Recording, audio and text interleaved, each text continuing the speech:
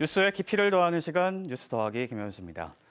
앞서도 관련 소식 전해드렸는데요. 서울 서초구 초등학교 교사 사망 사건을 계기로 들끓고 있는 교권 문제. 그런데 최근 이와 관련해 육아 전문가로 잘 알려진 정신건강의학과 전문의 오은영 박사를 둘러싼 공방이 논란입니다.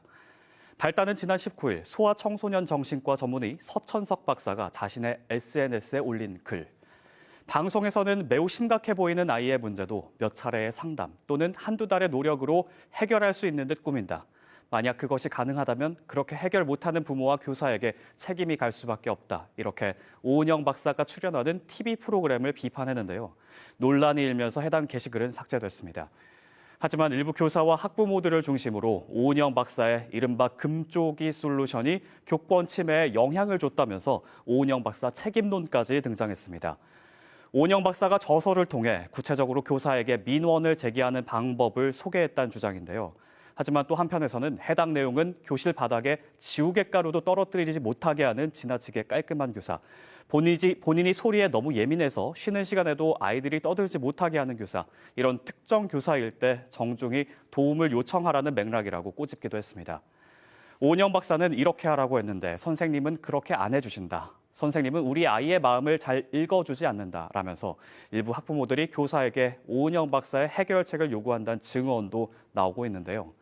학부모들이 오은영 박사의 해결책을 왜곡하고 있다는 의견도 있습니다. 분명한 훈육도 오은영 선생님이 말씀하고 계시는 거거든요. 부모가 달라져야 아이들이 달라진다고 분명히 말씀을 하고 계시거든요. 안 돼라고 거절하는 것 자체가 이 아이를 수용하지 않는다고 생각하는 경우가 많거든요. 오은영 박사의 개인 SNS 댓글에도 각종 비난이 쏟아졌는데요. 반면 악플 다는 사람들과 악성 민원 학부모가 뭐가 다른지 모르겠다. 왜 진짜 문제인 곳은 바라보지도 않느냐 이렇게 지적하는 댓글도 있었습니다.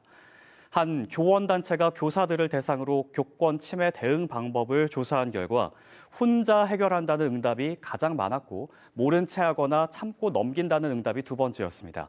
그 다음으로는 학교 교칙같이 학교 내부에서 자체적으로 해결하는 경우가 많았는데요. 학교 밖 어떤 단체, 기관의 도움 혹은 사회 제도를 통해 해결하는 교사는 단 1%도 되지 않았습니다.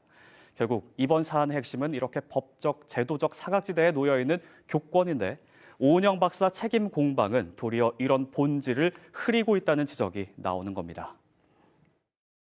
부모들이 아동에 대해서 애정을 쏟는 것은 중요하지만 그게 과도 애정은 아닌지, 그 과정에서 과도한 민원을 발생시켜서 젊은 고사들을 고통스럽게 하는 일을 내가 하고 있지는 않는지를 스스로 돌아볼 필요가 있다는 거죠.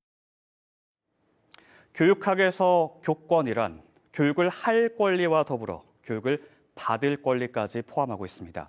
그러니까 교권 강화란 학생이 교육받을 권리, 학생 인권과도 분리해서 생각할 수 없는 건데요.